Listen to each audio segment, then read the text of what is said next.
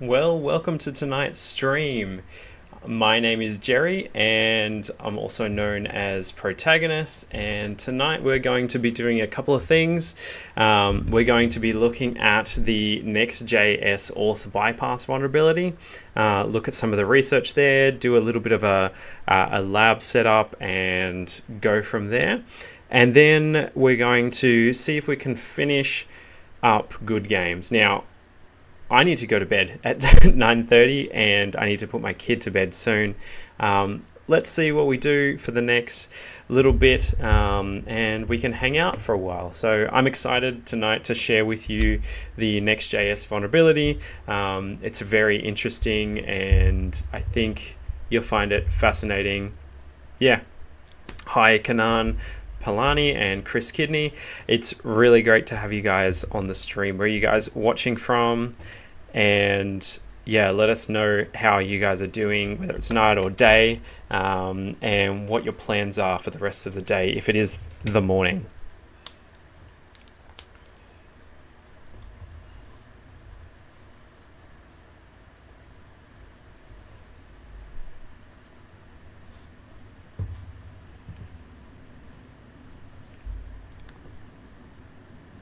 Also, let me know if the music is fine or if it's too loud or too soft, that kind of thing, because I noticed that last stream I had turned down the music, but I actually turned it down completely so you couldn't actually hear it.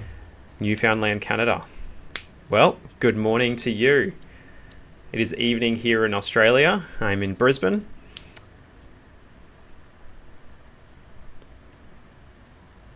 Something that I wanted to share with you guys. Let me just get a prop for a second.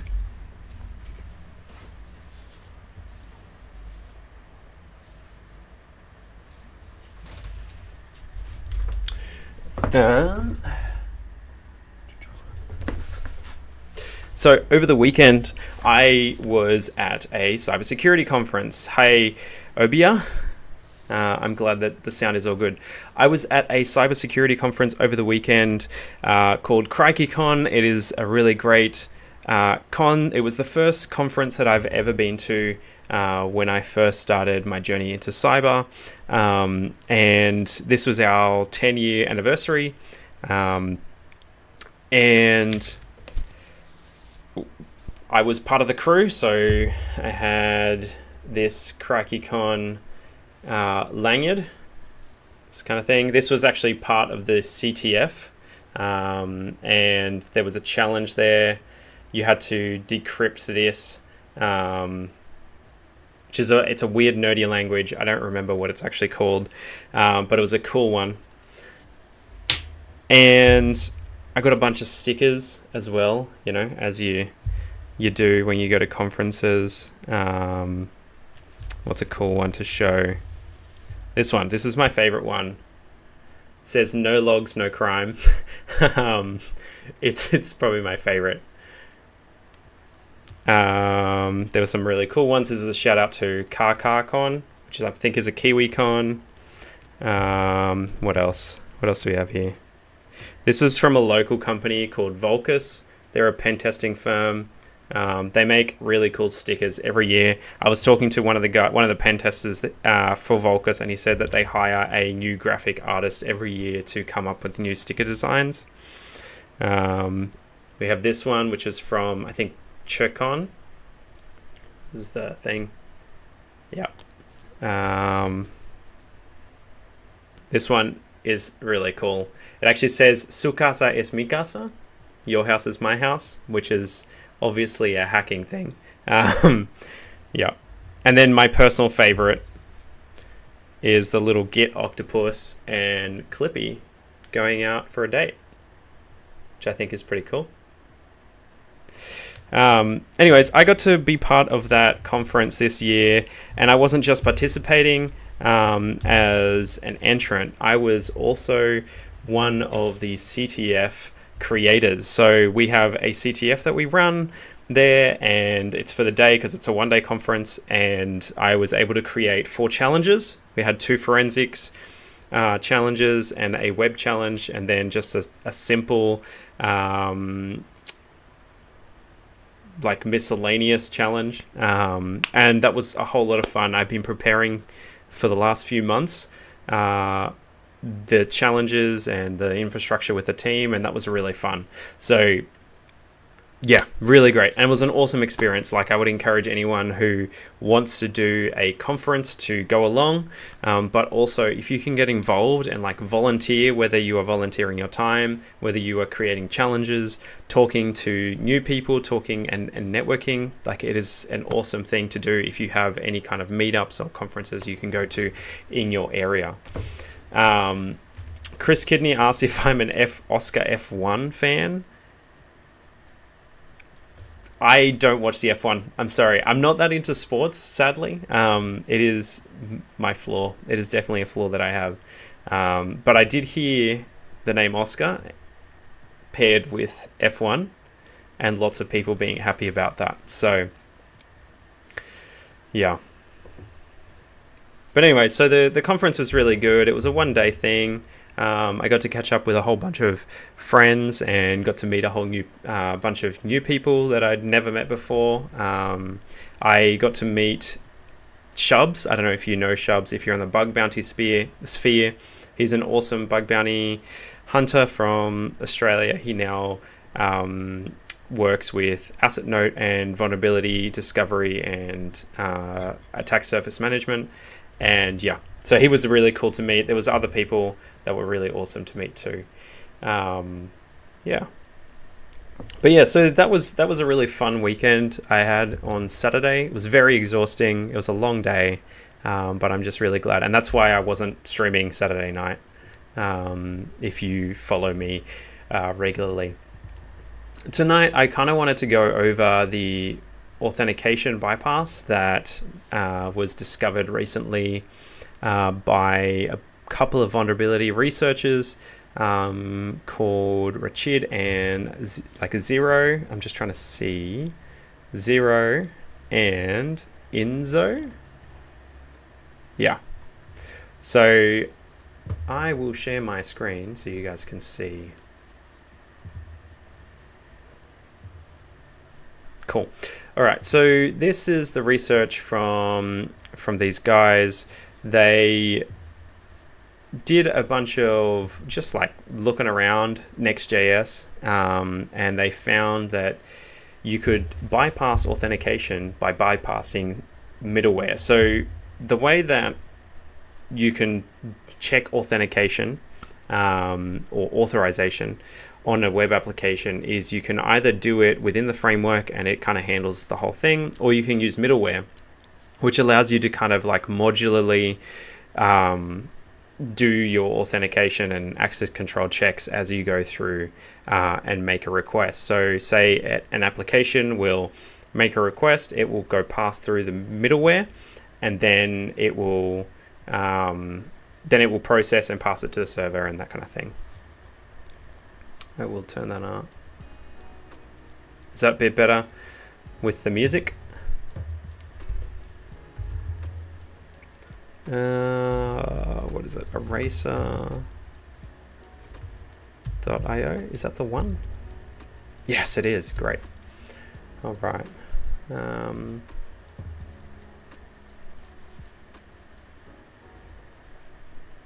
Login.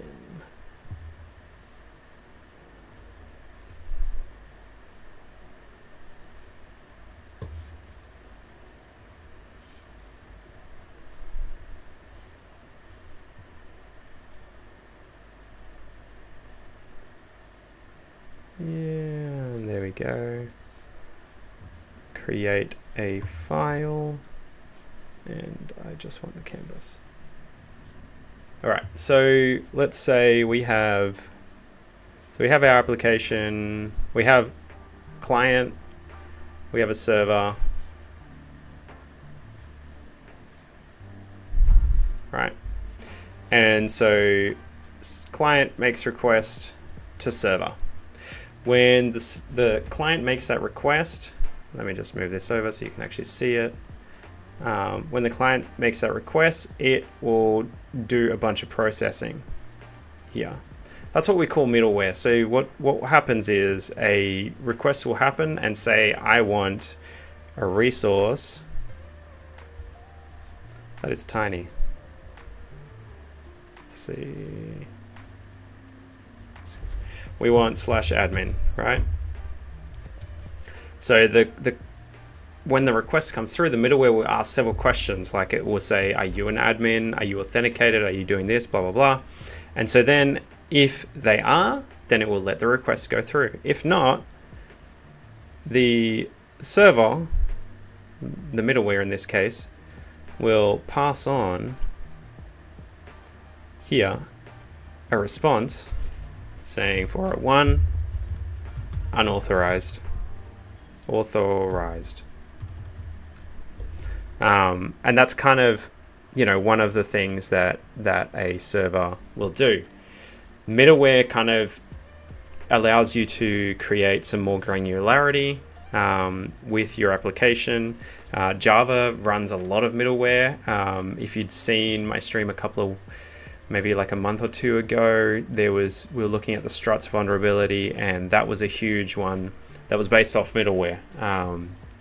So that's basically what we're looking at.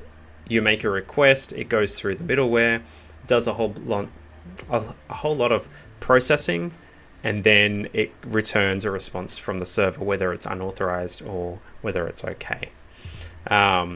With this vulnerability, it just was crazily simple. So let me just open up.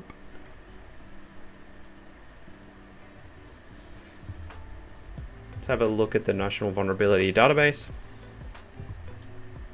So it says Next.js is a React framework for building full-stack web applications.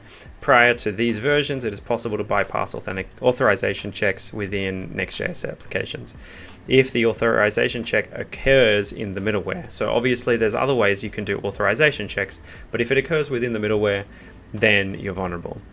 If patching to a safe thing is infeasible, it is recommended that you prevent external users making requests that contain the X middleware subrequest header from reaching your Next.js application.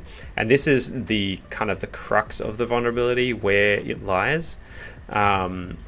Basically, what these guys found, if we scroll down to it, they found that in a previous version, there was this old piece of code that had this X middleware subrequest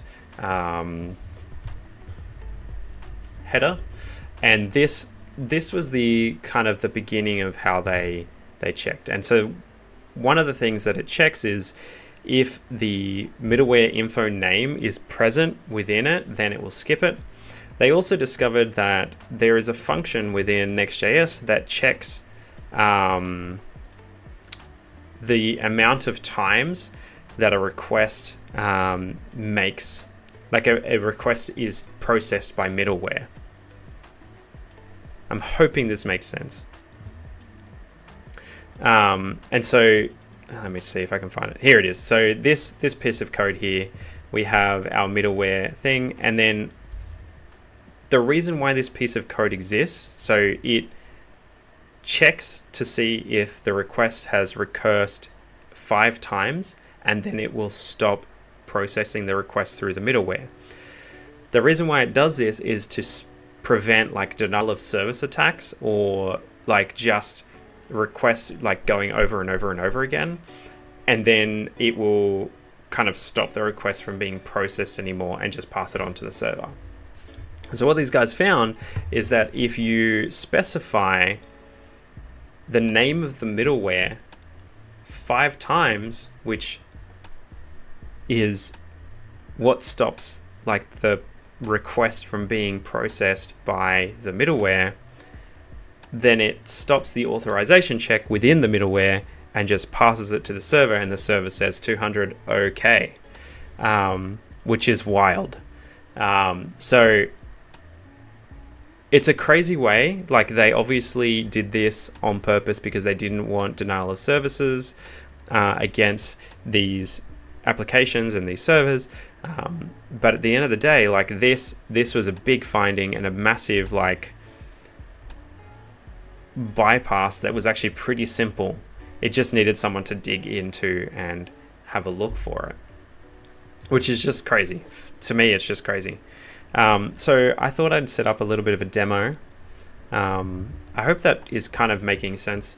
Like, this is something very new, and for me, it's a learning exercise to kind of explain what I'm seeing and what I'm learning, and hopefully you guys can get something out of it. I will post in the chat. I will post the link to the blog.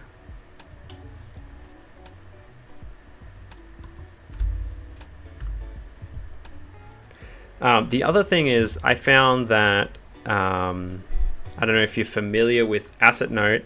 They do some awesome vulnerability research. They look into pre-auth bypasses and that kind of thing. They are an attack surface management platform, and they want to make sure that their customers are protected from like pretty much anything that's pre-auth and that kind of thing. They posted today a new blog, and I didn't get to read it before coming live, so that's something that I'd love to read again. I'm just going to post that in the chat because their stuff is always brilliant and worthwhile reading and just helpful. So if you want to dive deeper into this, they look at just kind of different ways to check for this vulnerability to see whether there's any better ways. And they even, by the end of it, like I read a little bit, by the end of it, they create like a polyglot to be able to check servers and see if they're vulnerable to this vulnerability. Yeah, so that's pretty cool. I like it. Welcome, NL Productions. Another Australian. It's nice to see you. Nice to see other guys from Australia or girls from Australia joining us. Seems like we're having issues.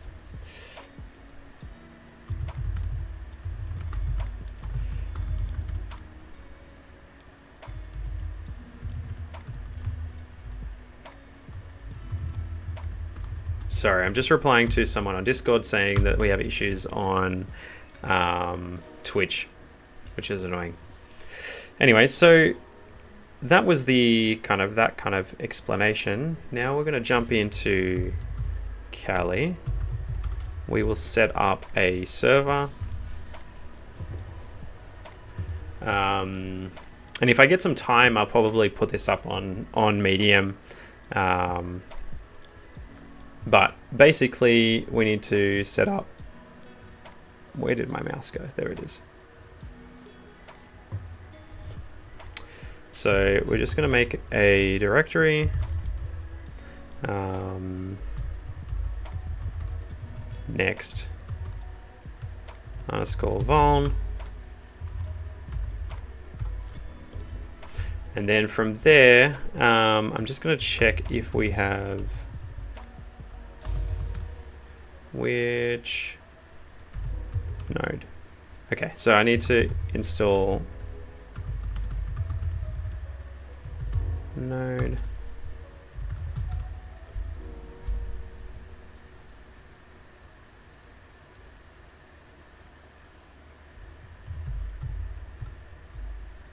Okay. Yep. So we need to sudo apt install npm, which is node package manager.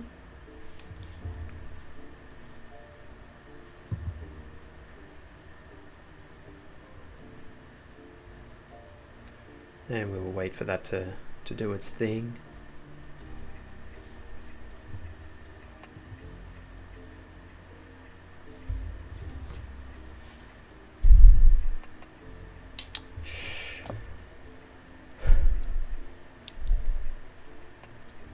I thought that this might be on my Kali machine, but it wasn't. So I apologize for the waiting. Though I do look like a cool hacker man when, you're installing something. All right.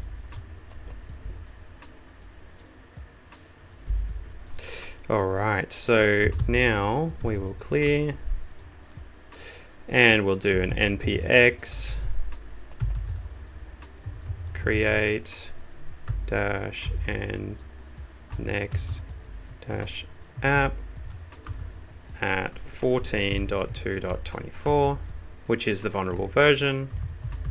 And we'll go von mid because it's the middleware. So we click yes. Yep. We just kind of click through all of these because it doesn't really matter to the actual vulnerability itself, and then it will just build it. So anyways, I need to go put my son to bed. I'll be back in a second. Don't go anywhere. I'll be back soon.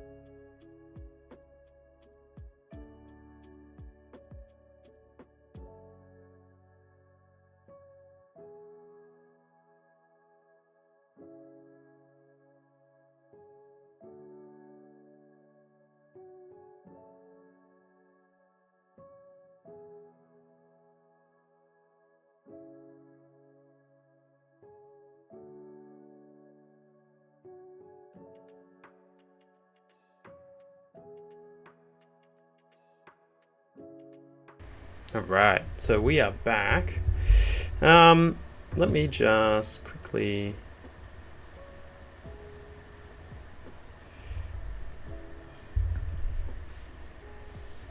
see you later, Chris. It was good to see you. NL Productions asked, what do you reckon I get in Australia? I'm in service desk. Should I go straight for OSCP?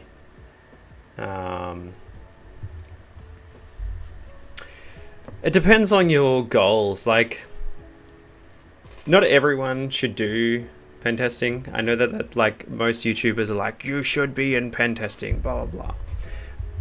But pen testing isn't for everyone. Like, doing this, like being interested in like hacking as a career, like it's not just sitting down and doing machines every day.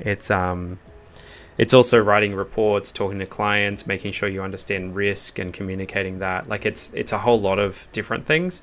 And there are whole lots of roles. I mean, an OSCP is looked at really favorably in the industry, whether you go blue or whether you stay red. Like whatever you do, it is looked at favorably. It's not a bad thing to have. But with saying that, one, what is your goals? And two, it's really expensive. So why do you want to pay upwards of $2,500 Australian, like it's 1,700 US, but 2,500 Australian to do the OSCP. Do you want to do it because you want to learn like junior level pen testing, or do you want to do it so that you have a golden ticket for a job? Like it depends on what you want to get out of it. So for me, I would do OSCP as a kind of where I am at right now. I'm looking at doing it potentially later on this year, and for me it's a like box ticking exercise. Not that I won't learn something from it, because I reckon I will learn something from it, but for me it's more of I want to get it so that I have it, because it's a good thing to have in the industry. People recognize it, HR recognizes it, but in terms of like learning, there are other training providers, certifications and all of that are really, really helpful and are not as much money. And from what I've heard, a lot more comprehensive. So yeah, and it also depends on what you want to learn, like whether you're saying, great, I'm in service desk, I want to go straight to pen testing. Like you can do that. I'm in service desk, I want to go to blue team. In my opinion, doing some sort of offensive training is great, because like I work in a SOC as well as I do pen testing, and I find that my pen testing experience helps inform my SOC experience. It helps me see things a lot quicker. It helps me understand the exploitation mindset. So I know, like, when I see incidents come through, what weird looks like and what the more potentially malicious things look like. That's kind of my 2 cents. In Australia, yeah, it's hard. I mean, like, if you just want to get a cyber job, I would say go and do like blue team stuff. If you really want to do your OSCP while you do that, do it. I mean, like, it's not a bad thing to do, like I said before. But like, there are other things you can focus on that may be a bit more like useful for you.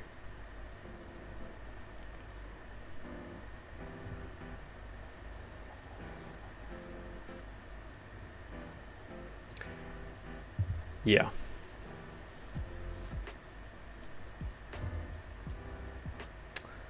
Great answer. On this topic of Australian recognised sort after quals, what do you think of the Try Hack Me SAL? I haven't done it. I've only seen other people talk about it. I don't really have an opinion. I've heard good things. I've heard okay things. I haven't heard anything overly negative. I think time will tell. I don't really have an opinion. I mean, if Try Hack Me wanted to sponsor me and do it, I'd be happy to give an opinion that's a little bit more informed then. But at this point, not really.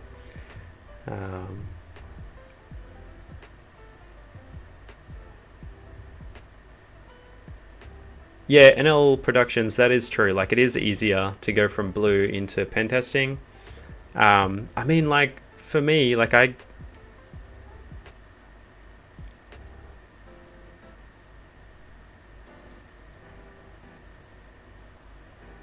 I love the hacking side of things.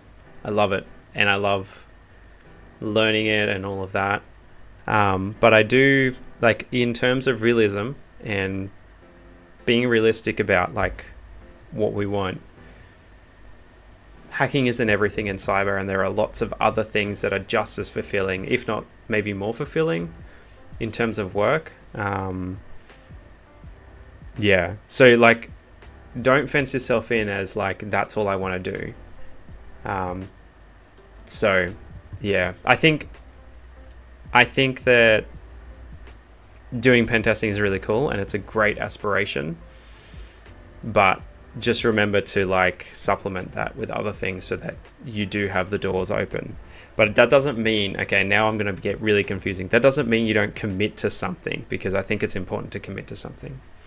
So yeah, I reckon, yeah, go for your Sec Plus. Do your Sec Plus. Do as many practical labs as possible. Like seriously, document that journey. Do like all of the Try Hack Me stuff. Do the Hack the Box Academy. Do the Sherlocks on there. Document those, because the more exposure you get to like the like analysis and that kind of thing, the better it will be for you. Yeah. Unseen Witness asks, can one jump from the EJPT to the OSCP, or do I do the PMPT and CPTS first? I haven't done the OSCP and I haven't done the CPTS, but I have done the EJPT and the PMPT. So EJPT is great, beginner. PMPT complements it because they have different course content and different things that they focus on. In terms of ranking them, like you've got OSCP, you've got EJPT down here, PMPT, I would say OSCP, and then you've got CPTS. And that's in terms of like skills that you learn and what would better prepare you for a job. OSCP still ranks the top in terms of industry recognition and like getting a job, but like I've seen and heard and talked to a lot of people who've said CPTS is a lot harder than the OSCP, and it is like if someone has the CPTS, they understand that they have a like higher junior to intermediate level understanding of pen testing and can deliver quite a good outcome for a client. So I mean, you can jump from the EJPT to OSCP. Lots of people do just OSCP. Like you don't need to stepping stone. That was like when I first started, I was going to step stone like EJPT, PMPT, OSCP. And I guess I'm probably going to follow that by the end of this year, but you don't need to. You can easily do one by itself. But yeah, my recommendation is Hack the Box Academy. Like that's for me. I'm like, I've done their bug bounty course, and I've done 70% of the pen tester pathway. I'm currently finishing that off, and that is by far the best course that I've done so far. And I've done EJPT, I've done EWPT, I've done PMPT. Out of all of those, this one is the most comprehensive. The content is amazing, and it's not that expensive for how good it is. So like my encouragement to anyone is like, if you've done like basic Try Hack Me, then that's what I would say go into.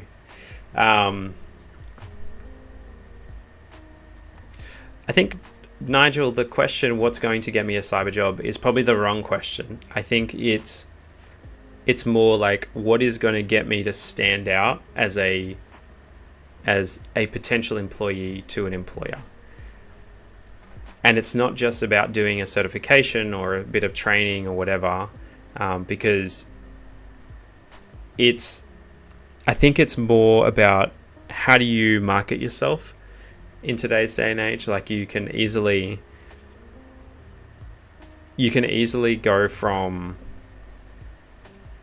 like, I didn't have an IT background, to be honest. I didn't have an IT background, and I just put my head down and said, I'm going to become a pen tester, and that's what I'm going to do. And so I said, like, I'm going to do these certifications because those are the things that are going to help me to learn the things that I need to learn. Seeing certifications as simply the golden ticket will not get you through like the technical portions of like an interview or get you ready for a job. You want to be ready for a job. You want to be able to hit the ground running. Not saying that you're going to know all the answers and everything, because I don't know all the answers. But you want to be able to actually understand what you're learning and communicate that to your next potential employer. So like my encouragement is do certifications for the learning and do the exams to test yourself on whether you've learned that or not. It's not about getting the golden ticket. It's about really learning what you've learned, you know, the course that you've gone through. Yeah, so like my encouragement is to really focus in on that. And it's really hard when all you're thinking about is like getting a job. I totally understand that because that was my mindset. But I want to encourage you to like slow down and focus on the learning aspect, because you're going to get so much more out of it, and you're going to be someone who's like way more interesting to a potential employer. The other thing is, what's going to stand you more apart is like be involved in the community. Be involved in the community, participate in things, create CTFs, talk to other people, like get yourself out there. That like networking thing, as much as it's really hard to talk to people and all of that, it is such an important aspect of looking for work, and being someone who's kind of front of mind of other people, because without that, like, people don't know you. So yeah, look, there's a ton of questions and I'm happy to answer some more, probably a little bit later, but I really want to finish this demonstration of the Next.js auth bypass. So let's jump into that. Yeah, if that's all right. Sorry. All right, so let me just get my machine back up. All right, so we've started we've built our application here. It's a simple Next.js application. Most of it is all done. Let me just make that a bit bigger. So before, what we did was we ran this command, npx create next app, and then the version number, mid, vol mid, which is the name of the application. So at the moment, if we just go to localhost port 3000, we can't get a thing. I love it when I miss a step. Okay, and so now we simply go npm run dev, because we want to run it in development mode. So now what it's going to do is going to start up the server. It's going to take a little bit.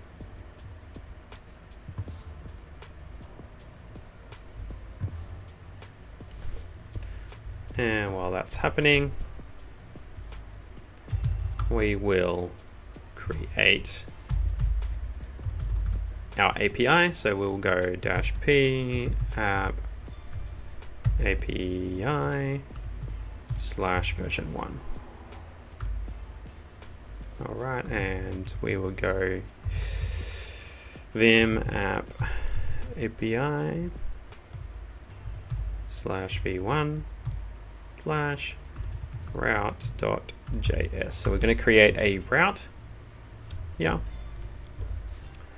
And I have some notes here just to speed up the process. So what we're doing is we're creating a GET request function, and basically when the response that the server will return is hello API, you are authorized.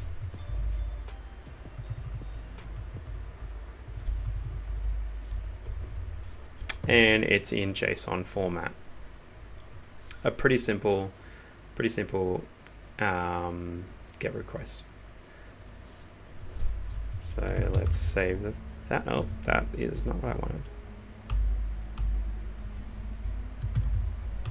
So we'll save that. And now in this directory, we want to create our middleware. And we'll copy our code. Now, to be honest, I didn't come up with this code. This was come up from a really great blog that kind of did a walkthrough of this. I've kind of refined it a little bit. But basically, we're going to import next response from next server, and then we're going to create a function called middleware request, and it's going to do a check. So we're going to create a constant with auth header. We're going to use request headers get authorization. So it's going to look at the headers of the request and check for the authorization header. Then it's going to ask the question if the authorization headers exist or not, whether it has the bearer token, which is my secret token. This can be anything, like in any application. This may be a basic authentication token or a JWT. It could be anything, but in our circumstance, we're going to use the bearer token, my secret token. If it doesn't exist, then it will return the response unauthorized and the status 401, which is unauthorized, and then finish. And then this function will occur in this path. So it will match against any request made to the API. Pretty simple. This is what we're talking about. Client sends a request to the server, and then it goes through this middleware, makes the authorization check, and we see how it works. All right, so we've got our middleware. Got that. Is our server up and running? Not yet. So let's do a simple curl.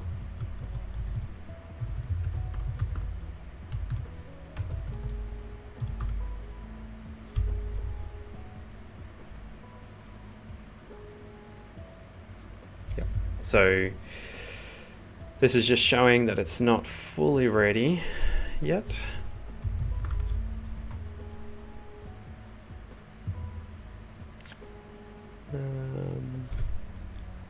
All right, so if we do this /API/v1,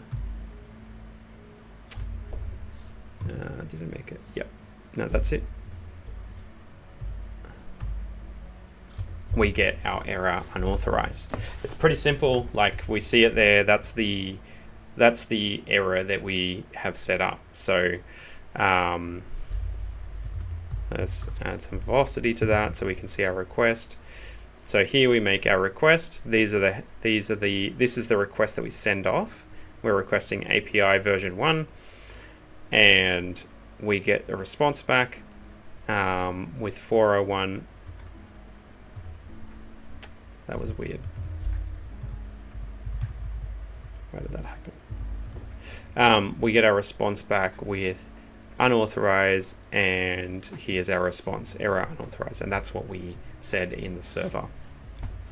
Now, if we add -h, which is for header, and we add the authorization header, bearer, my secret token, we get a response, hello API, you are authorized. Pretty simple, right? What we learned from the vulnerability is that because the request goes through the middleware, you can bypass these authorization checks by simply telling the server that you've been through the middleware already. We can do that by changing this, by adding this header, x-middleware -subrequest.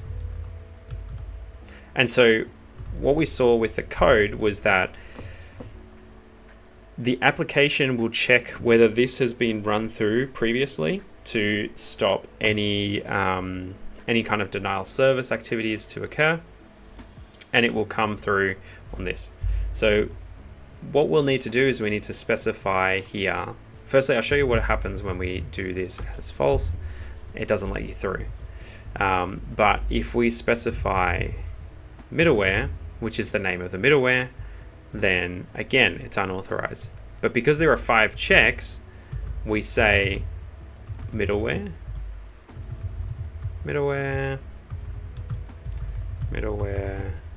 That's for and middleware. We bypass the authorization check. So what this does is this header tells the server that we've been through the middleware already. We put it out 5 times because we're telling it that we've been through it 5 times. Because that was set as the limit, I'll need to get it up so that it makes sense. Because that was set as the limit here, this is the max recursion depth of the requests within the middleware. It will then say that's fine and pass you on to the server because it doesn't want to keep it going through the middleware over and over and over again. And so then it gets passed to the server and bypasses any kind of checks within the middleware there. That's basically what the vulnerability is. It's a very simple bypass. There are other checks that you can do which are outlined in this article here, but this is the basic start of checking for this.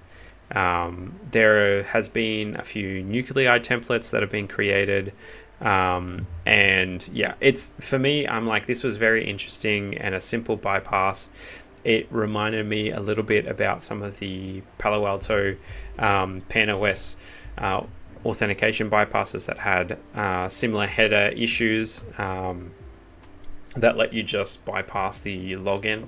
And so that's why I kind of dove into this one. I thought it was a bit interesting. So yeah, let me know what you think and whether you found this interesting or not. And yeah.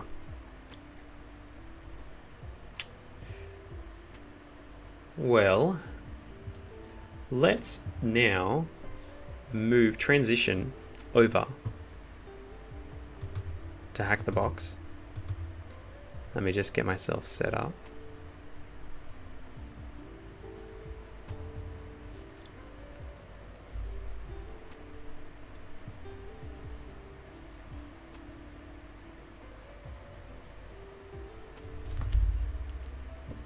Let me know if that made any sense, because this is like the first time that I've done kind of a vulnerability overview, and I'm not sure whether it's something that people want to see or whether it's something that's helpful or that kind of thing.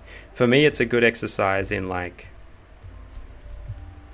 understanding real world vulnerabilities and seeing them so that I can start thinking about, like, when I do a web app pen test or that kind of thing,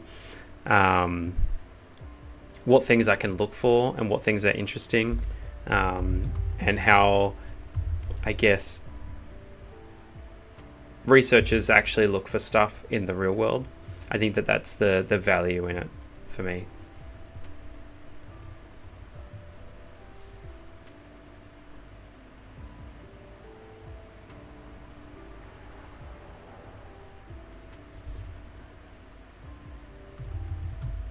Yeah, I think the Twitch stream is slightly broken. But I'm not sure why.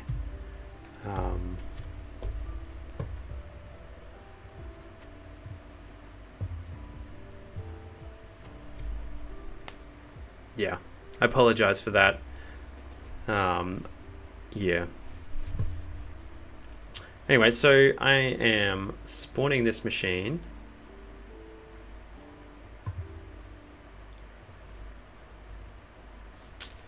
We will, while we wait for that to spawn, I will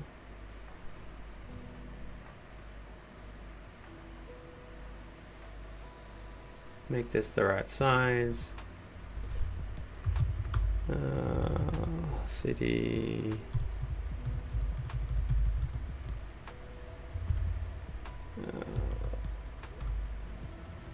And hack the box.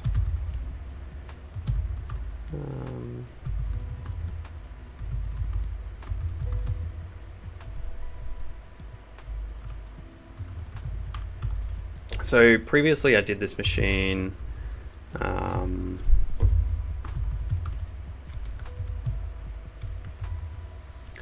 and I think we got the user flag from memory, but we didn't actually get a shell on the machine. No, I got a shell on the machine. We were in the Docker container and I wasn't really sure how to escalate from there. So that is for Academy. We want to go HTB.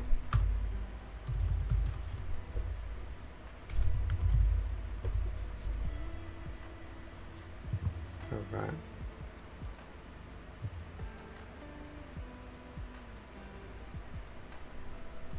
Nice to hear, Edifice. First time catching you live. You live, but been enjoying your videos. It was one of the push that I needed to jump to a pen test role. Well, I mean, like, it's always good to hear that what you're doing is encouraging people. That's what I want to do. So I want to encourage you guys as much as I can in what I do. So I'm glad that it was encouraging for you. All right, so did this thing come up yet? Yes. All right, cool. Let me just check. I have notes on this from last time. I'm really hoping that I took like better notes than I think I did. I don't think I took good notes, which is unfortunate. No, I didn't. Oh, that was bad. So we're gonna have to like kind of re-exploit some of the stuff and get back there. All right, so okay, so we need to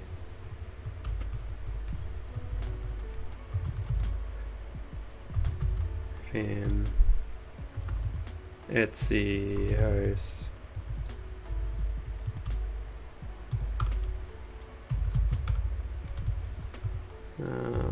get rid of that. It was GoodGames.htb,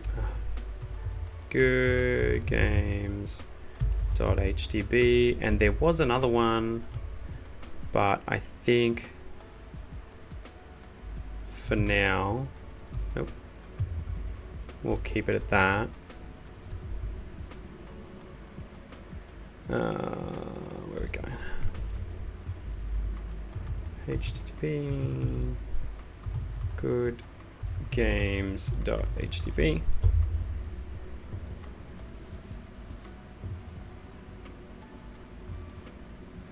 So now what we need to do is we create a user, call him admin. Oh no, admin. Password and password. If it seems like I'm rushing through this, it's because I want to get to where we were before. So first vulnerability within this was you could register a user with a username that already exists. That username was the admin account, which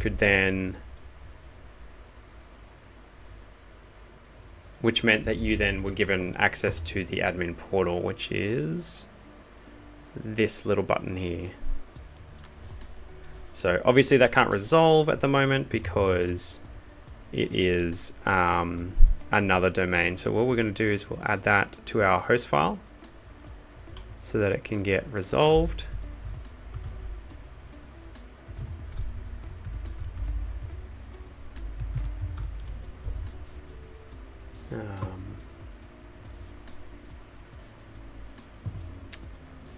Yep, so we add that there. And we find another login page. Now what we want to do is we want to think it was, there is a SQL vulnerability, SQL injection vulnerability in one of these, and I can't remember which one it is exactly.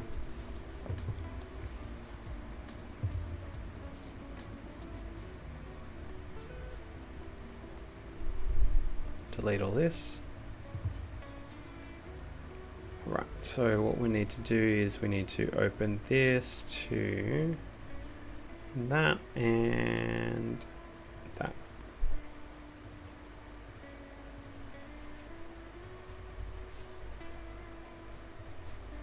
We will log in here, test.com.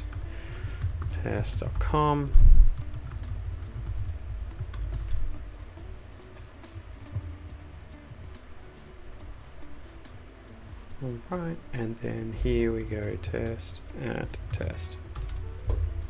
So we can capture that request. So we have the admin profile there. We know that we can get to the internal site. Here I want to see the post request. So this is the login for the post request. But I want the post request for GoodGames. There. So I'm going to copy that into a request, and then from there we will SQL map -r request,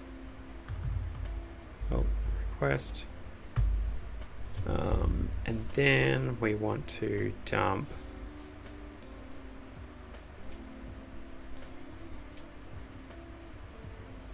trying to remember what the syntax is.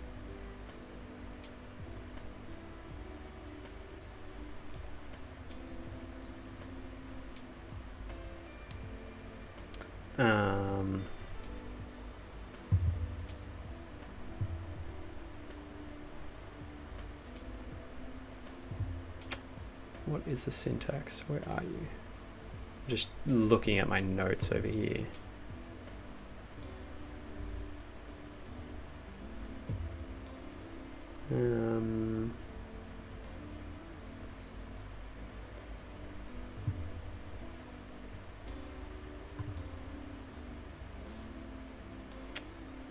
All right, so we want to do -- tables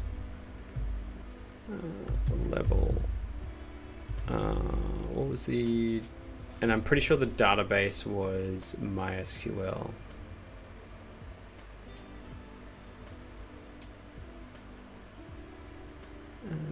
Where are you? Well, I guess we can just start with that. Yep, let's do through that.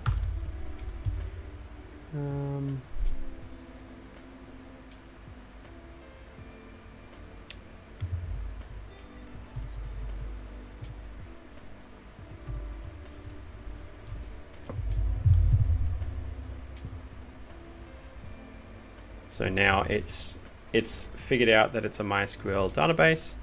It appears that the email thing is time-based and blind, SQL injectable.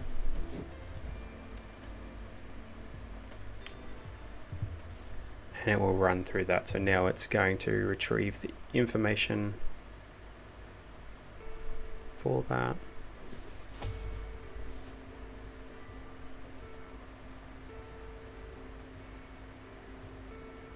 How does one use it to gain code execution? Is it possible?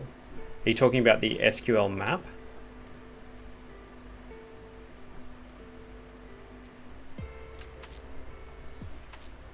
Or are you talking about on this machine?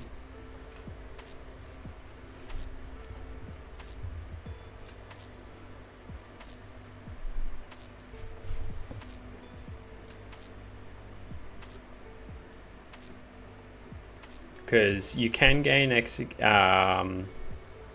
remote code execution using like an SQL injection, but it just depends on the permissions that a user has for the database. So if they're given kind of like root permissions, then they can use like system commands and write read and write to the file system. But if not, then all we can do is potentially dump out the database, get username, password, crack hashes, that kind of thing.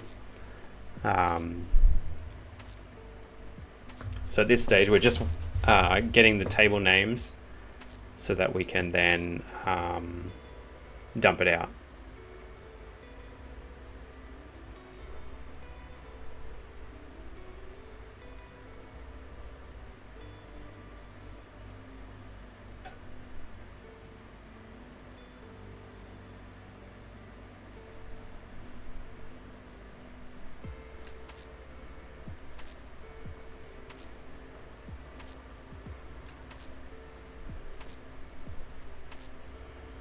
So here we have a admin something.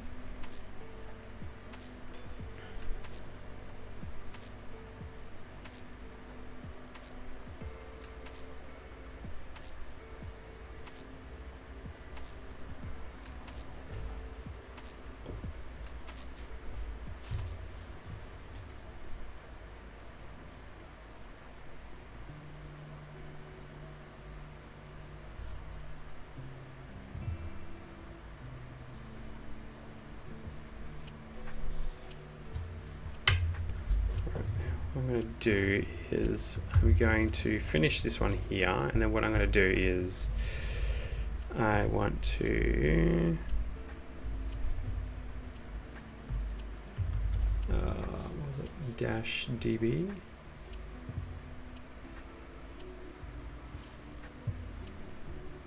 Oh, -d main -- tables. So it's already figured out what the SQL injection is. It's just remembering, and then it will dump the table names on the main database, which is the one we want.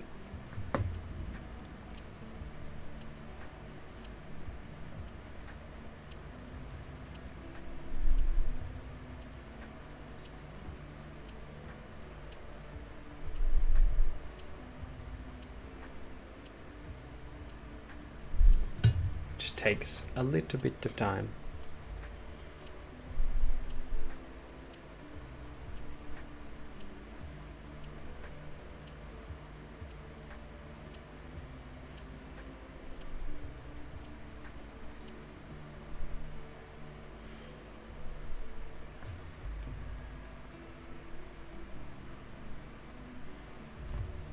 So if you're not sure what's happening on the back end here, what's basically happening is the SQL injection is based off a time delay. So it just depends on how quickly the server responds or how slowly it responds, whether the statement that it is asking is true or not. So that's why it's like coming out very slowly.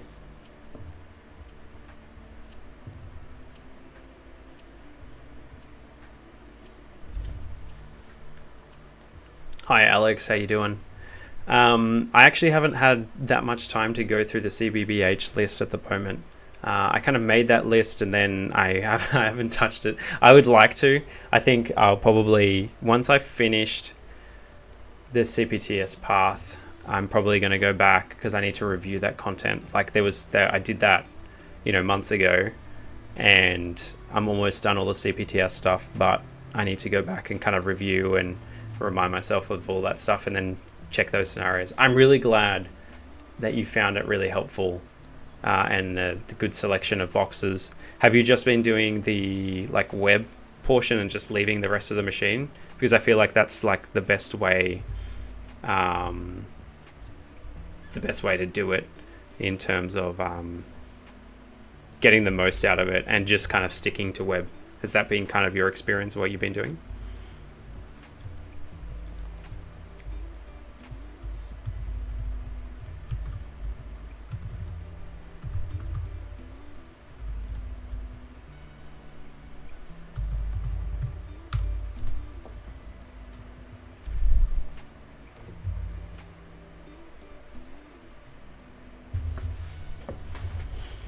Also, I guess this is one of the reasons why I wanted to do this box. So I wanted to kind of get better at that.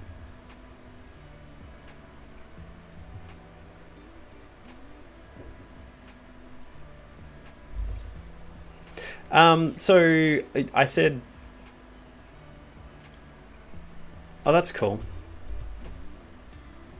So Alex says, no, I'm doing everything. I like Privesk, even if it's just for fun. Yeah, that's awesome. I'm glad you're doing that. I hope you're learning a lot from the machines. Yeah, that's pretty cool. NL Productions, you mentioned you're in SOC now. Are you looking to get a strictly pen testing job? With everything you have you would easily get one off the bat. It's not as easy as you'd think.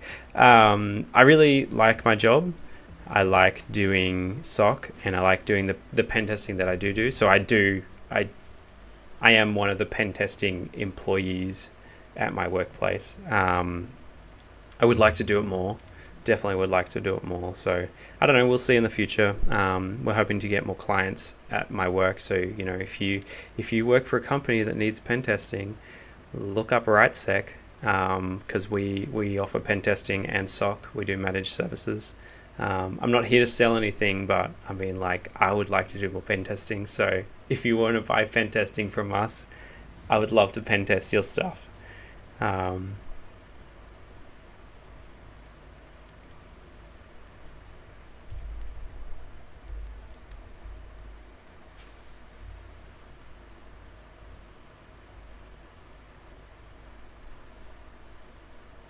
think there are 4 columns, is it?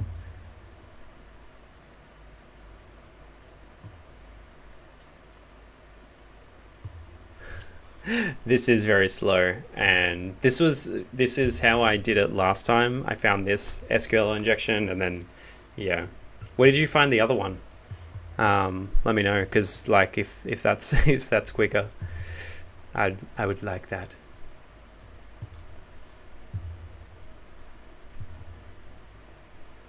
I mean, we're almost at it, but yeah.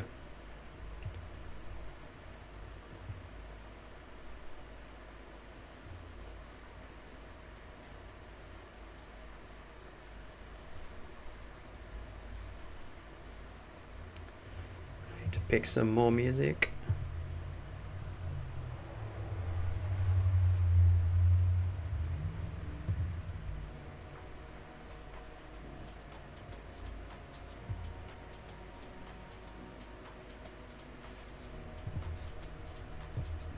Huh, interesting.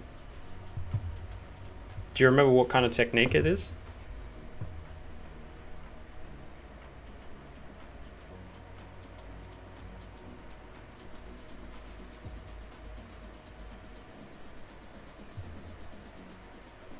Yeah, networking is probably one of those things that's you don't realize how powerful it is until you do it, and it helps immensely. Plus, you get to meet really cool people. I went to this conference on the weekend, and I got to meet people from Sydney and Hobart and Melbourne that I would never have met without going out of my way and spending a day at a conference like that. And it was really interesting. You get to meet some really cool people who do really interesting things. And yeah, it was just really cool. So get out there, do networking, go to the social stuff, get yourself out there so that people know you and so that you know the people. And it does take time. I think it's taken me 2 or 3 years to build up, one, the confidence, but also a small enough network that then I can start kind of branching out a little bit more, getting introduced to people, introducing people to others, and all of that. They give to the community and it will give back. That's just basically my thing. Yeah, I'm in Queensland too. I'm actually in Brisbane. Yeah, we have 2 conferences here. Yeah, we have 2. There's one on the Gold Coast as well. But yeah. Let me just see if I can, oh, come on. Don't fall asleep on me.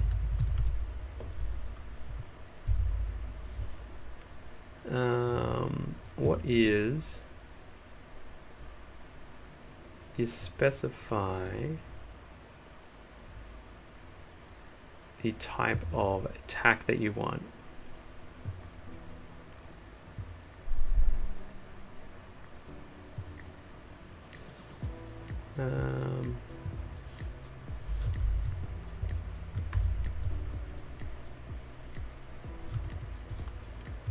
What I'll do is I'll look up the SQL map man page. So technique, here we go. Is that Boolean based? Yeah. So what we'll do is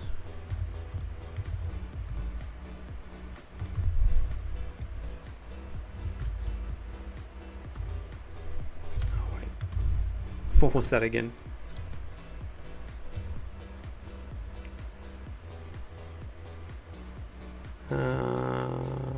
Technique. Technique equals B. That was technique.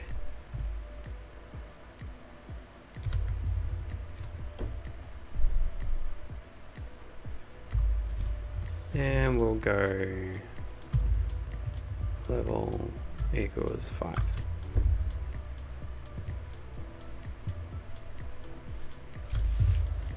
So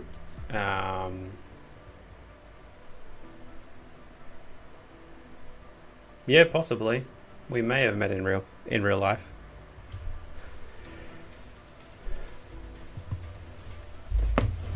Yeah, definitely. If you're not too far, I definitely would encourage you go down. I know the people running B-Sides Brisbane are really great. They're an awesome group of people, and I would encourage you to do it. I've been once to B-Sides Brisbane, and it was really great. I can't go this year, unfortunately, but I would definitely encourage you to go there if you can.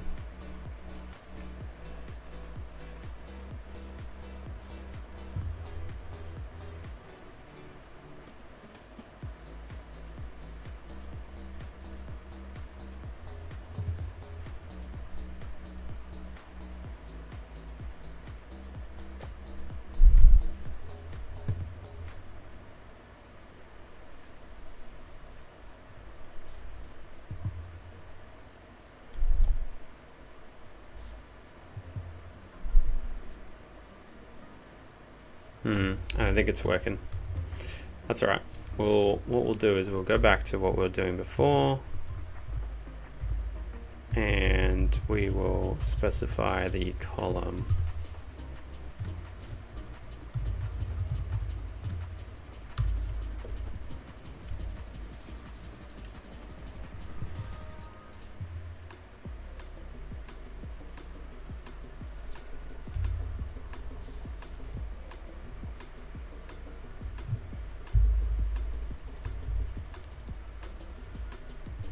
Yeah, I always forget that one, DBMS. That's the, I was trying to look it up before in my notes and I couldn't find it. I don't know. I've changed the way that I do my notes. I used to do like this. As you can see, let me just bring it up. I used to do them like this, but I now have changed to something. Let's go. This is a good example. This. So it's all kind of like in one place, and it's just, yeah. And then I need to kind of like go through these and combine it with other modules. Like these are from my Hack the Box notes. I need to combine it with other modules and make sure it all kind of makes sense. But at the moment, it's kind of, this is way harder to read because you're like, what is that? I don't think I even have it here. Where is it? Yeah, it's not even here. DBMS.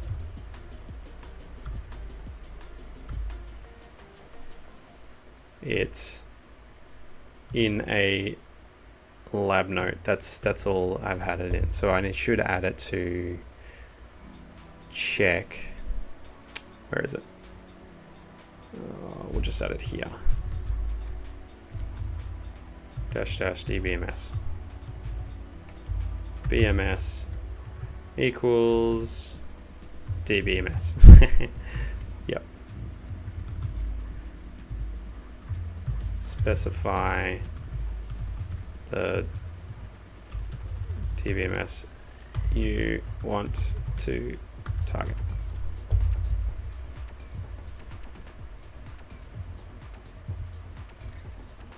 That makes sense.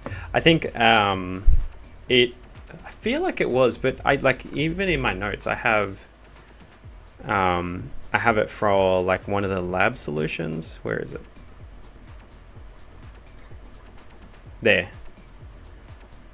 For this case 11, I used it there, but I'm not sure.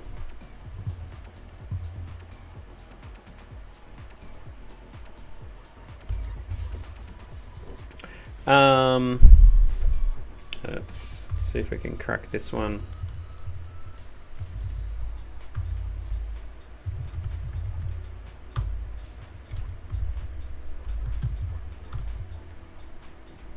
Okay, hash. Cat hash.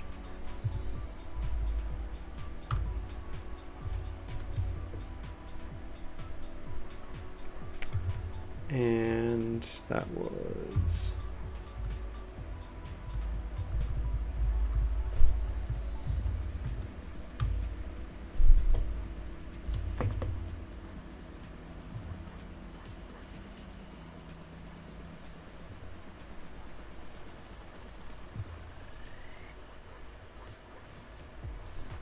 cool. So we have our password exclamation. I think that's actually my password from memory. Yeah, that's my password, the one that I set for the account. Tend to copy everything and put into my note program. What kind of things do you do? Do you only note down? It depends. So for me, early on, I used to note down pretty much everything. Any kind of new concept, I would summarize what I was learning. Now it's more, I note down techniques and commands. So for example, I'm currently going through this pivoting and tunneling and port forwarding. So what I'll do is I'll get some of the screenshots, and then I'll just make a code block, write what it is, and then make a generic command that I can just copy and paste when I need to, or just type out really easily. Like for example here, I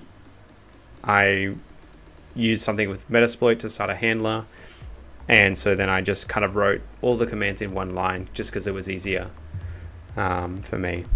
So that's kind of like my process at the moment. It's probably going to change again soon, but we'll see. Amir says, I just joined the stream, but did you learn all majority of the content in your notes from Hack the Box? Also wondering what you think of Try Hack Me and Pico CTF. I have done lots of Try Hack Me. I originally started on Try Hack Me, but eventually I kind of feel like I outgrew it. So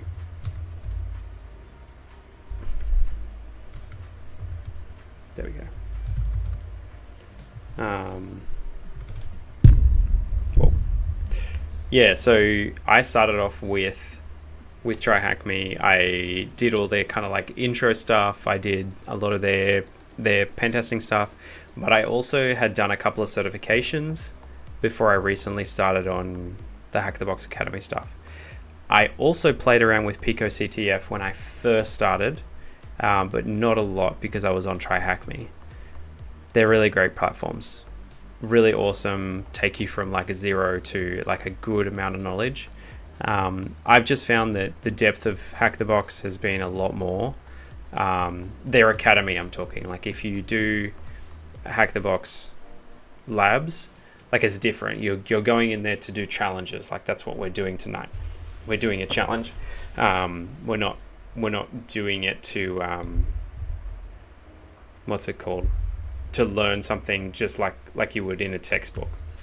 Let me just take a screenshot of this so I don't forget, so that next time we don't have the same issue. So I'm going to copy that over, cracked the admin password for GoodGames.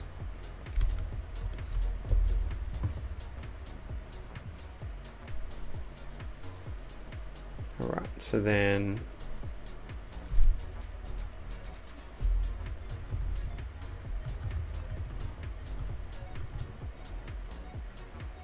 super administrator. Oh. Was that what it was?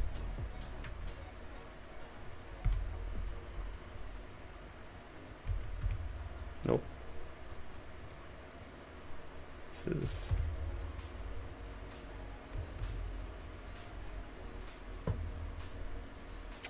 did I not get the... Oh no, I didn't get the user. Dang it.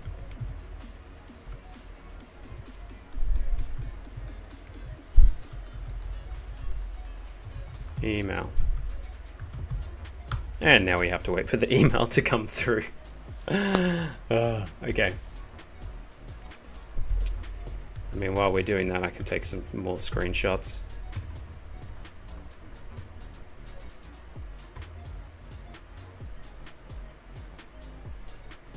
So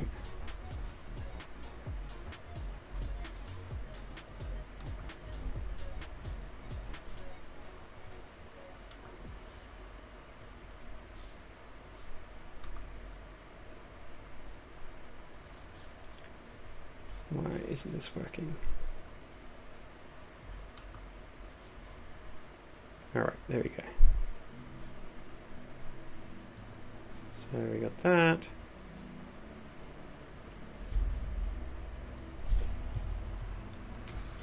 SQLi dumps out user accounts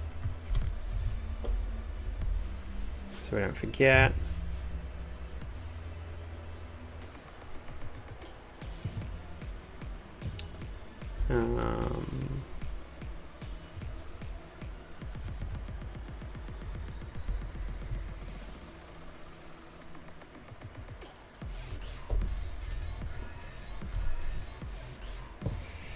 Now I'm not sure if this is meant to be admin at GoodGames.htb and then super administrator. What was that?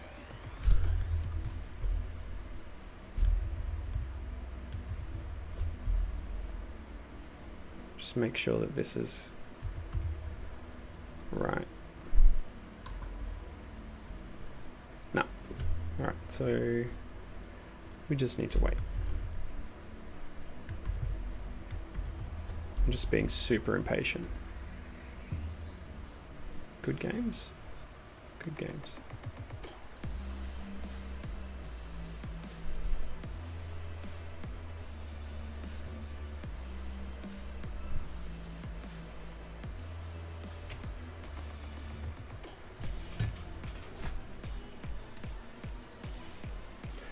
It's good to see you, NL Productions. Hope you have a good night, and we'll see you next time. Alright, so we'll go back to the blog, because I...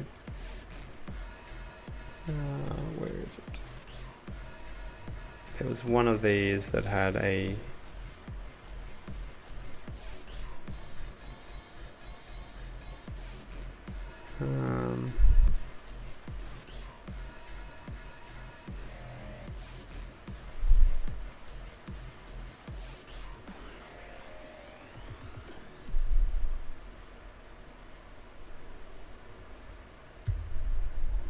do is we'll log in as the other user at goodgames.htb.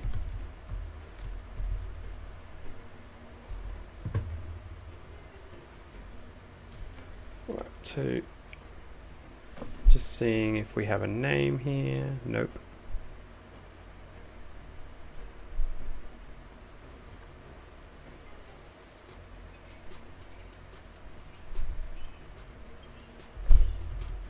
Is it just admin? Yes. Oh, that was stupid. So, and now from here we can change our profile to a. So I'll just show you. So we test date of birth.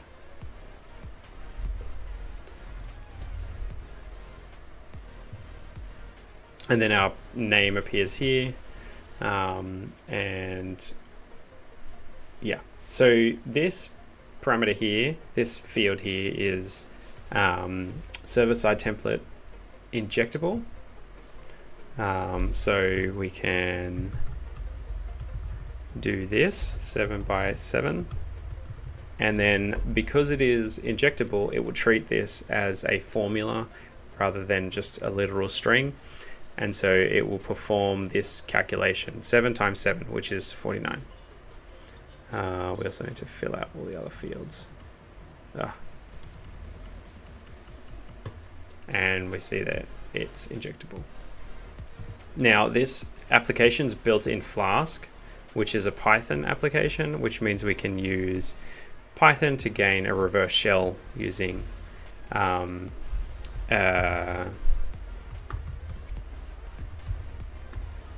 simple Python like payload.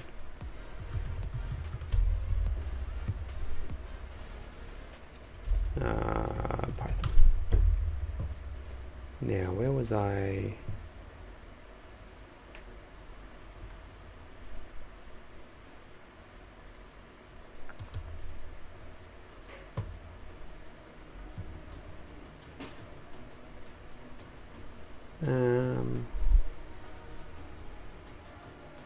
It's not what I wanted.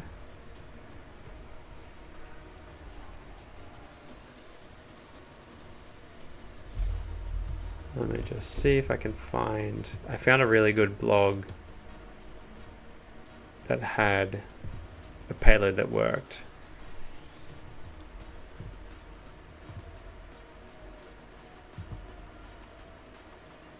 Let me just check on the other browser.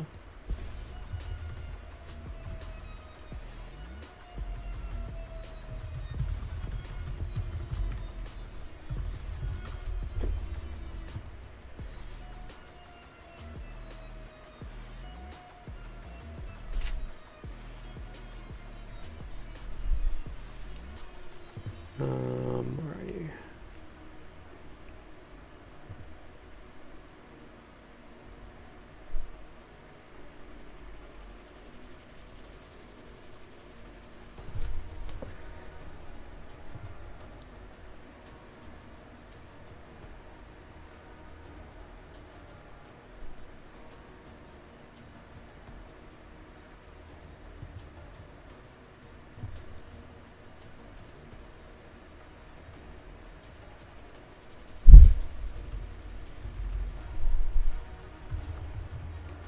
Server side template.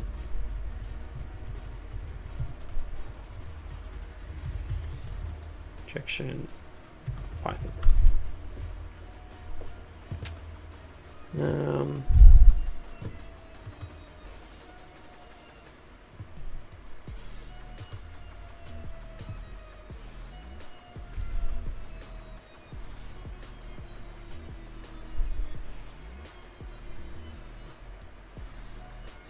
Just trying to remember where this is.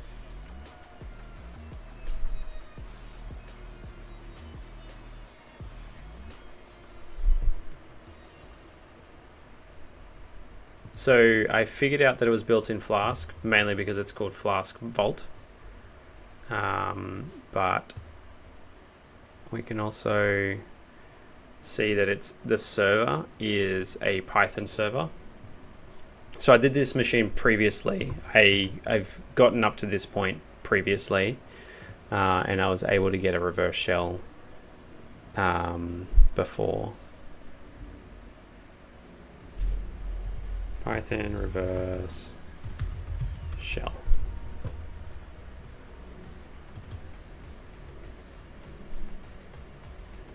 It's really annoying though, because I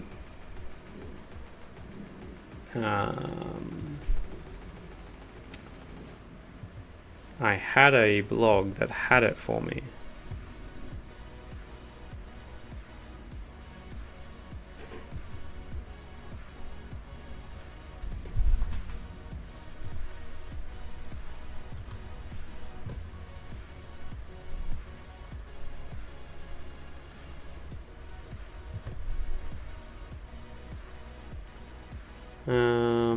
What about this one?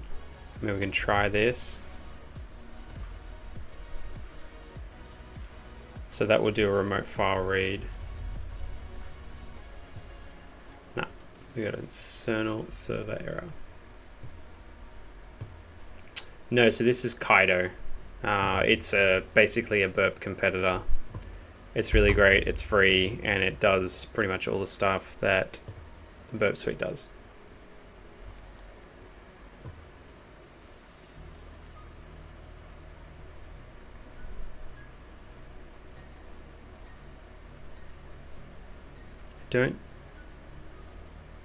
This is for a, yeah, that's the same. I think this is for a Ginger application, but I don't think this is Ginger.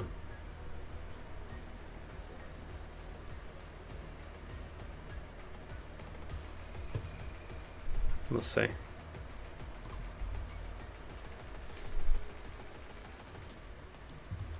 Okay, so we have our injection there.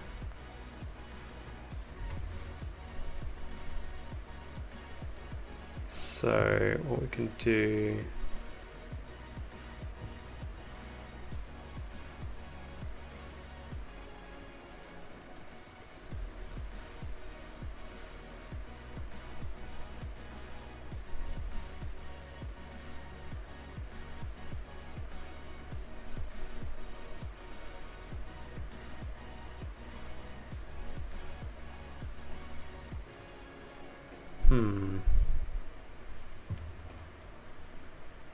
oh, here we go.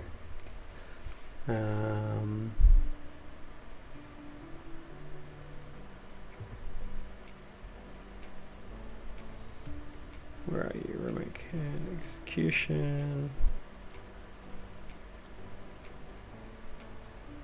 So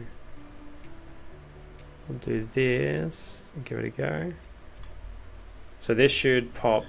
This one should give us the ID here of the user that's running the application. Yeah, so we're running as root. Where are we? This one.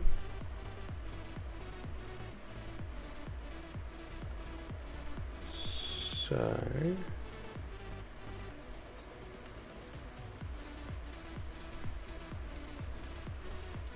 we'll go to rev shells and we'll create a reverse shell to ourselves. So we'll do that.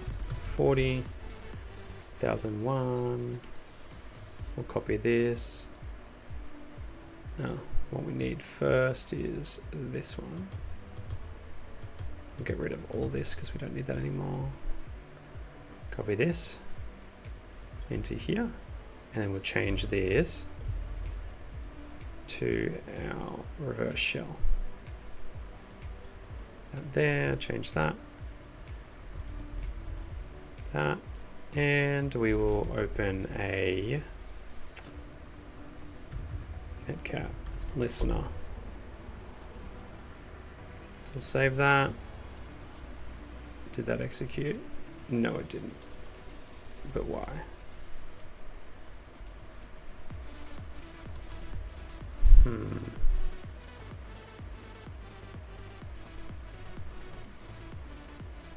Why?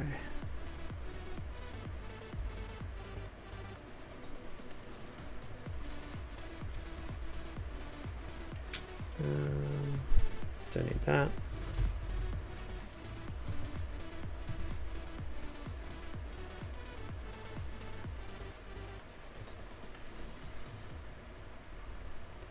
Maybe because of the special characters.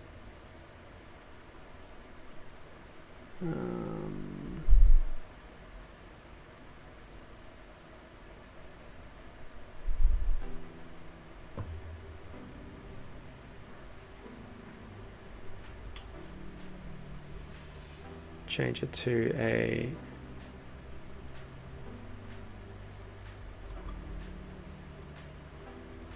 actually I'll just copy this.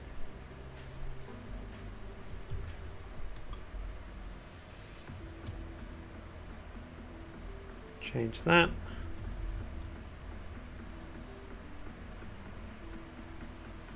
Didn't like that.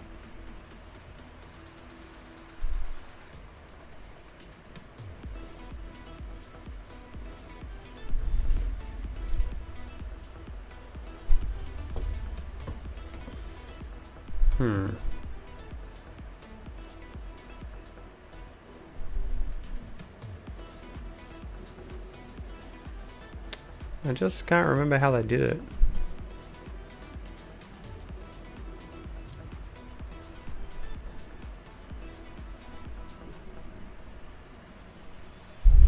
No, I did it last time. I just can't remember the payload that we used. All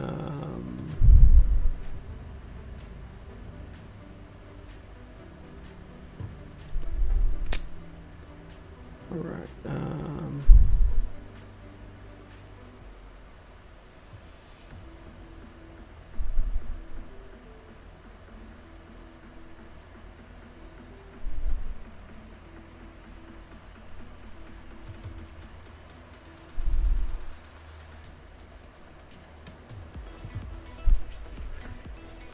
Yeah, I can't remember how to do it, frick.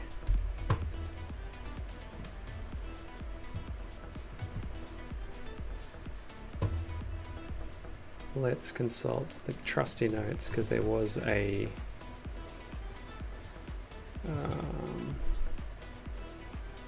is it this module? No.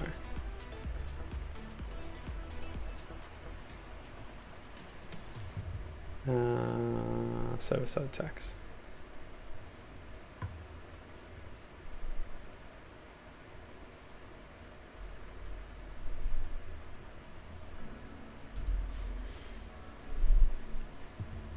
Okay, so they still use the same one.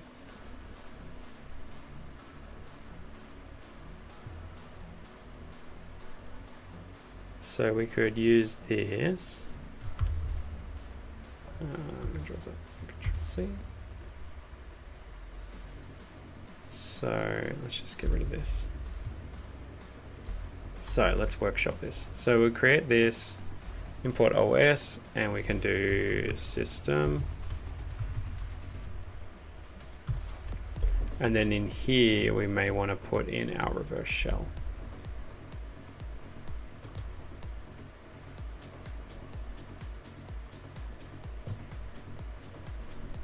Right, so copy that.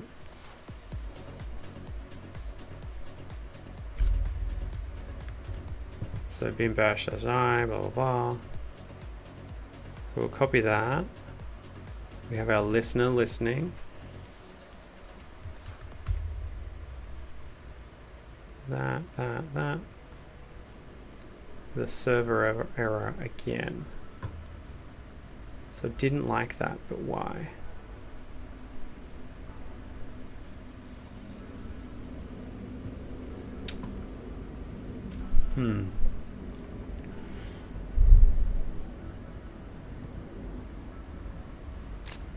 Let's try a different reverse shell.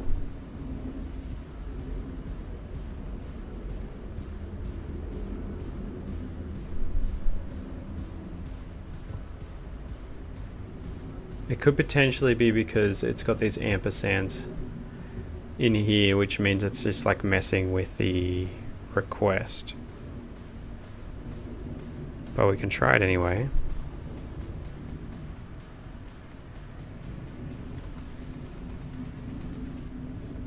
Nope, that didn't work.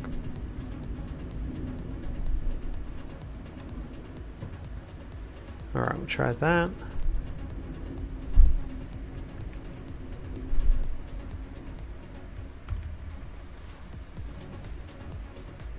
Got the internal server error again.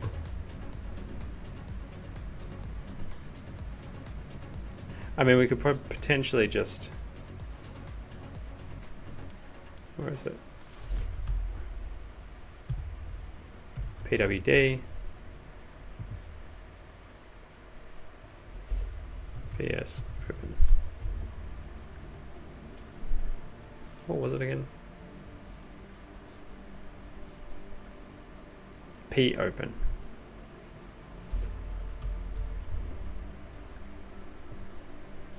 So we're in backend. All right, let's change. Do this.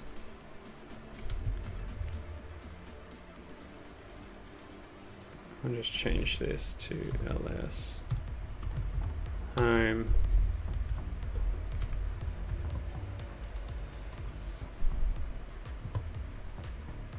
Oh, this is really annoying.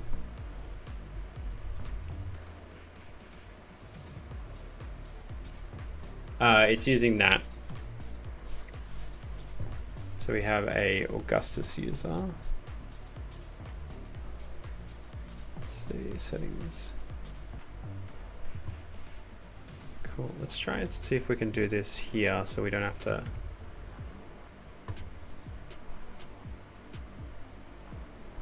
Where would you be?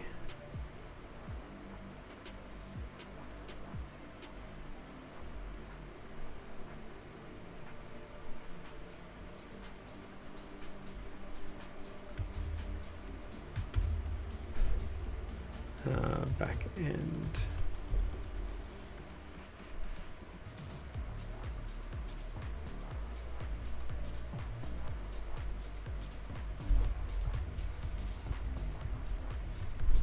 What's that called? Oh, Augustus, that's what it was.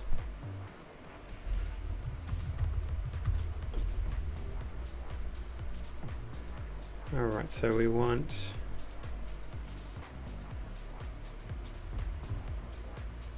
this. Be what we look. Oh no. We want this to be what we find every time, so we can jump to it really quickly. All right, so then what I can do is we can go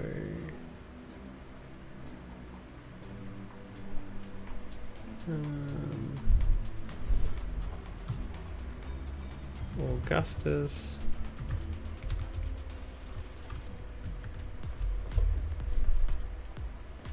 So we have our user text there, but I also want -al.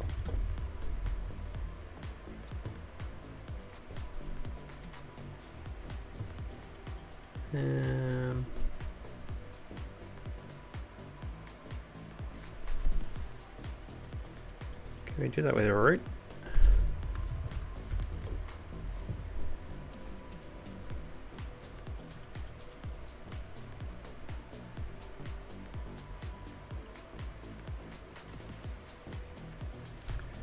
It's really bothering me that I can't get this.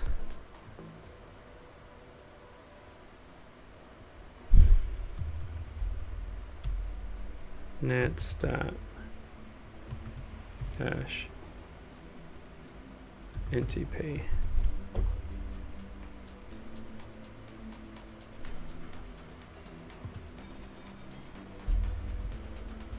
Or ANO.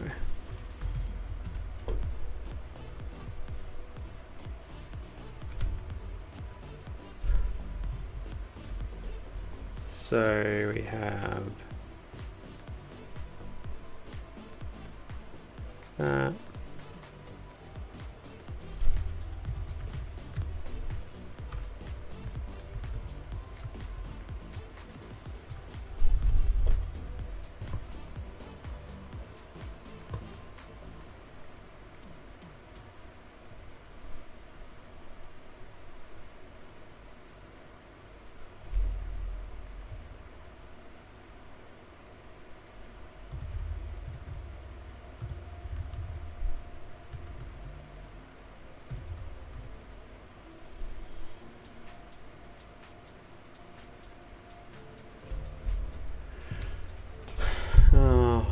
how do we do this?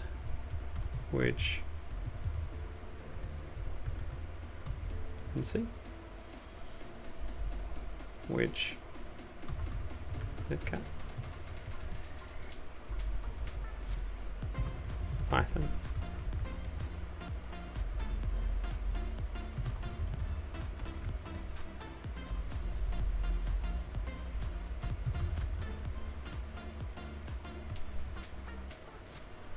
Oh, %27. What's going on?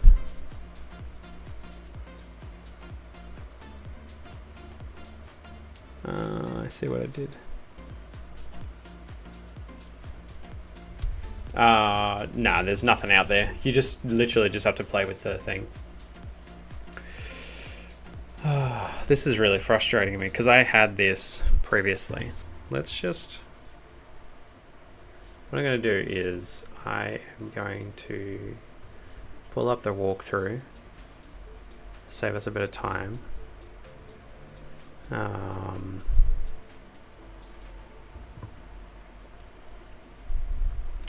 Where is it?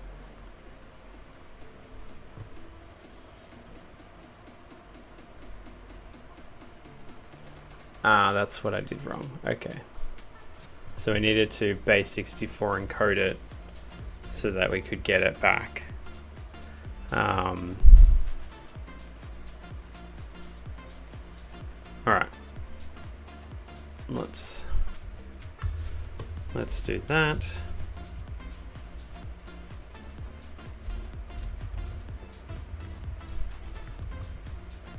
So what we'll do is change this to 9001.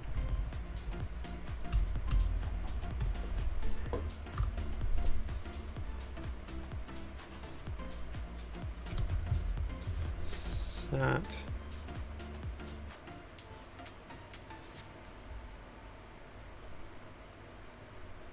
And we will go back to our thing. So we're doing echo this, and then we pipe that into base 64-D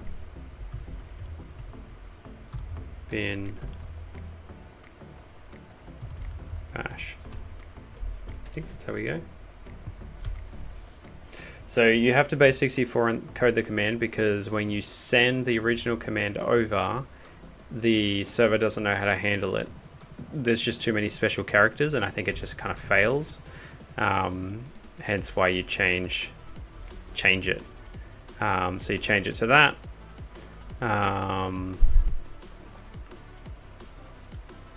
That should work. These IFS are a way to put a space in a command. What am I doing? Just here. We should be able to do it with that. So if we copy this, yep, set that there, do this.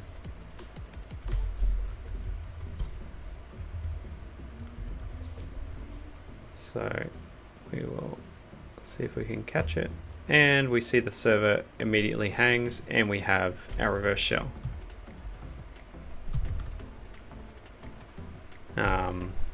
Yeah, that's pretty much how to do that.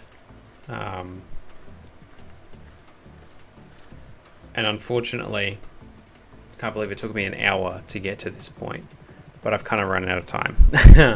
So I'm definitely going to try this Saturday to finish this box.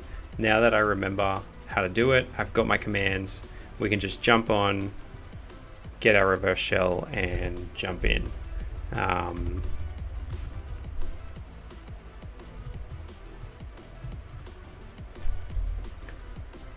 We have some services running. There, PSAUX.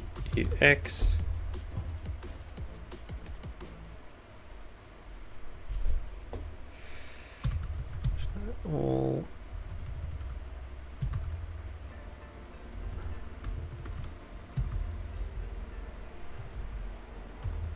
CD home Augustus.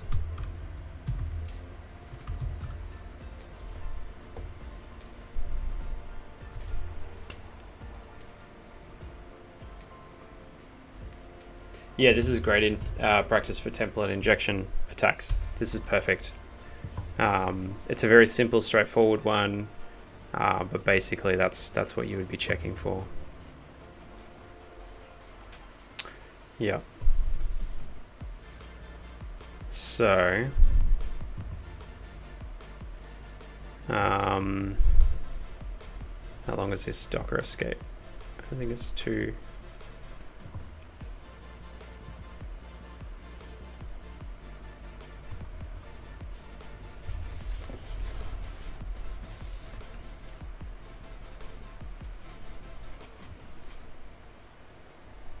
So, let me just see. Yeah, so when we list the directory, we notice that the username's here root, and then that uses the GUID, which is an indication that the file system may be mounted directly to the Docker container, because you're in a container. That's what we can see through this ID here. Yeah, so a directory list of the user Augustus home directory shows that instead of their name, let me just get this bigger, their UID 1000 is displayed as the owner for the available files. This hints at the user's home directory is mounted inside the document container for the main system. So we can check mount to see that. And we can see here mount, it's connected there.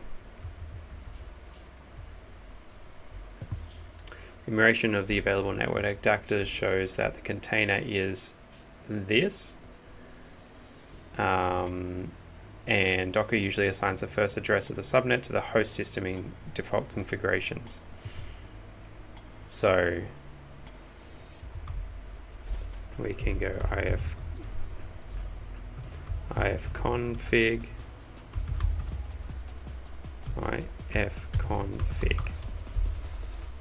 there, and we can see that that's the IP. So what it's saying is, because we're in a container, the host system is usually .1 and this container is .2. Does that make sense? So we can do a little port scan using this little script, which will highlight to us what ports are open on the actual host, because right now all we see is the container.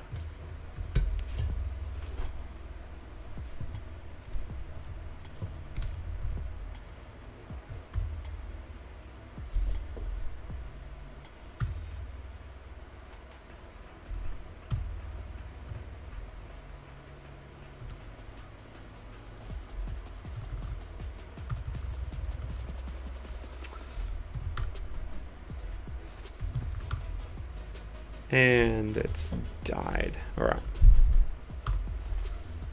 Let me just resend this. There we go. All right.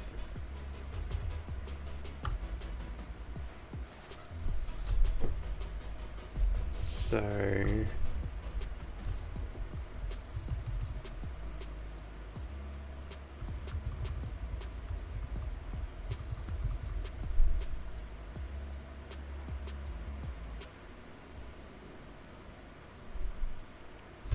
hang a second, let me just copy that into here.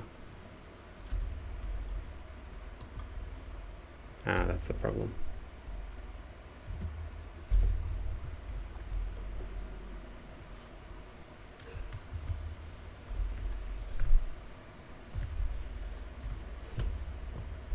So we have 22 and 80 is open. Why is the UID of 1000 indicate the host system is mounted in the container? Because the difference is that because it is mounted, it knows the UUID of the account, but it doesn't actually know the username that that account is known by. If it was not mounted, it would simply be like the Augustus account. It would belong to that user, but because it actually doesn't technically belong to that user, but it belongs to what's outside of the container, then it comes as like UUID of 1000. All right, so we found that port 22 and port 80 is open.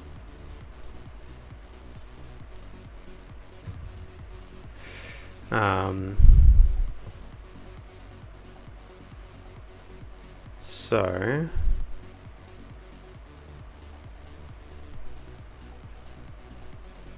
we can use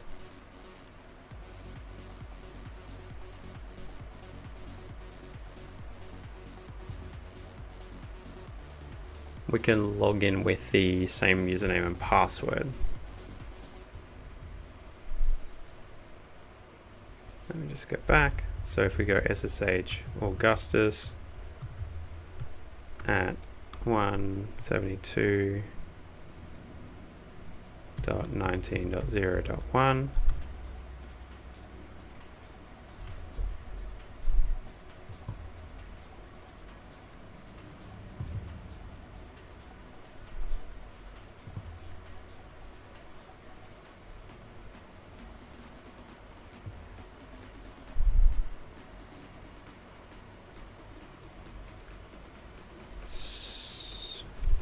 I'm confused.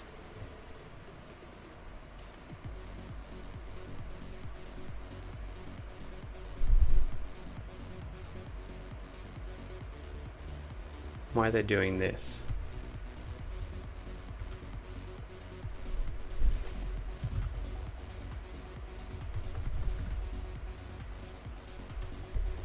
What is it? Script.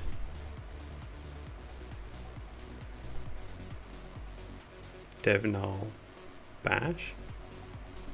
What is that? Script dev null bash.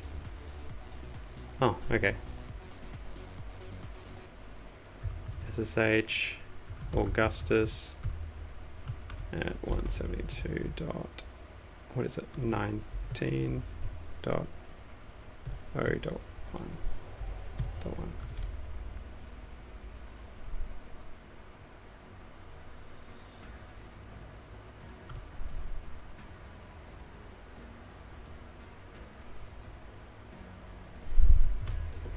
Yeah, that's weird. I don't know why that didn't.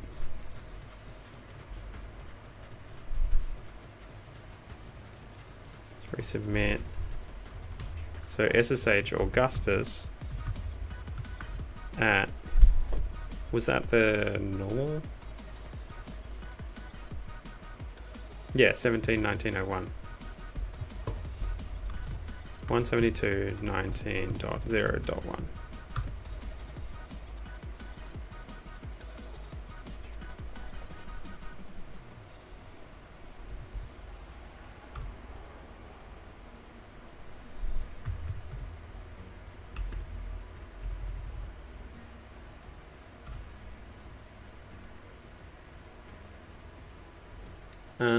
I see. Okay. So if I stabilize my shell, then it should work. Technically. So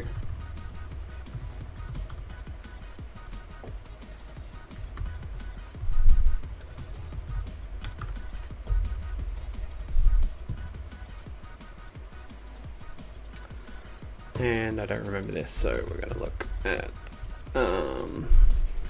what's it called? Payloads.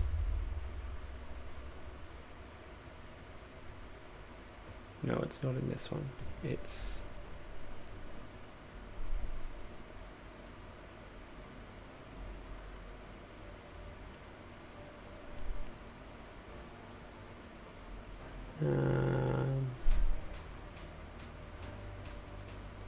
it's not in this one. It's in, and this is why I need to clean this up.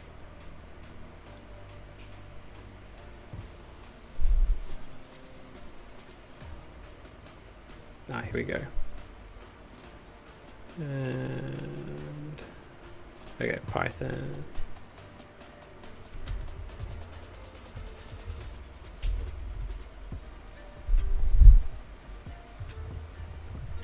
Justice at 172.19.0.1. There we go. Thank you for that. That was really helpful. Super administrator.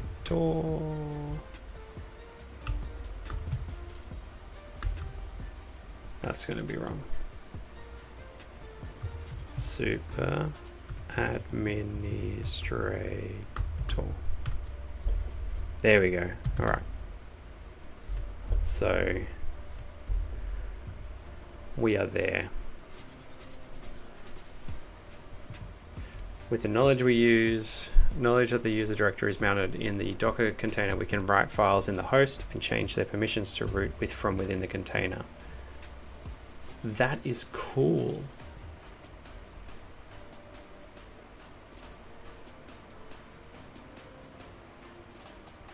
That's so cool. I do like that. So we can copy bin bash to here. I can exit out of this. Cd home or go, oh, flippin' heck. Cd home. Augustus. Cd home. Augustus.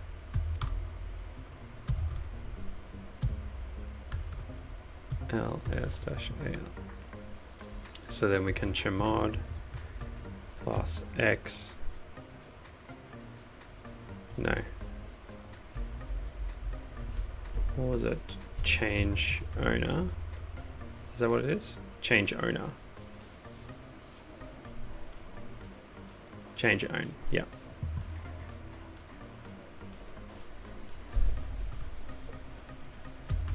Own. Root. Bash. Hello ZerZex, we're actually almost done. But thanks for joining us. This is really exciting.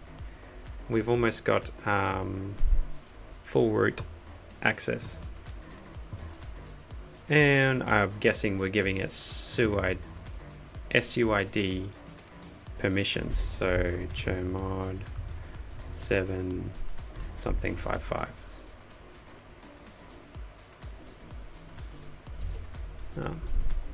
4755 bash. And then do we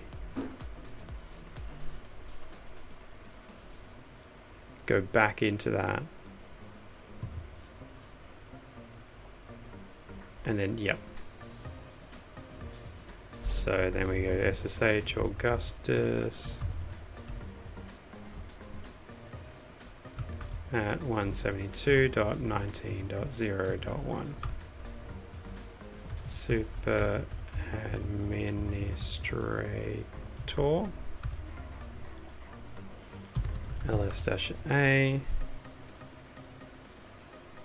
Cool, so we have our bash thing here. It's got the SUID bit set. So then we can go bash -p and we've got it. So we're running as the effective user ID of 0. So we can go to root ls and cat the root flag. And we have root. That was really cool. I like that. I think I'm going to make a video on this box because I really enjoyed this box.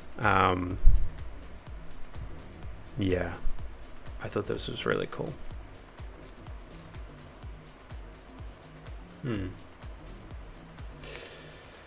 Alrighty everyone, thanks for joining me. It was a really fun time sharing the Next.js vulnerability and doing this machine. Thanks for your tips, Alex. I really appreciate it. And I shall be live on Saturday, hopefully. So I will see you then. Let me know if you'll be there. But yeah. Well, thanks for joining me. It was really fun, and I will see you in the next one. Peace out, guys.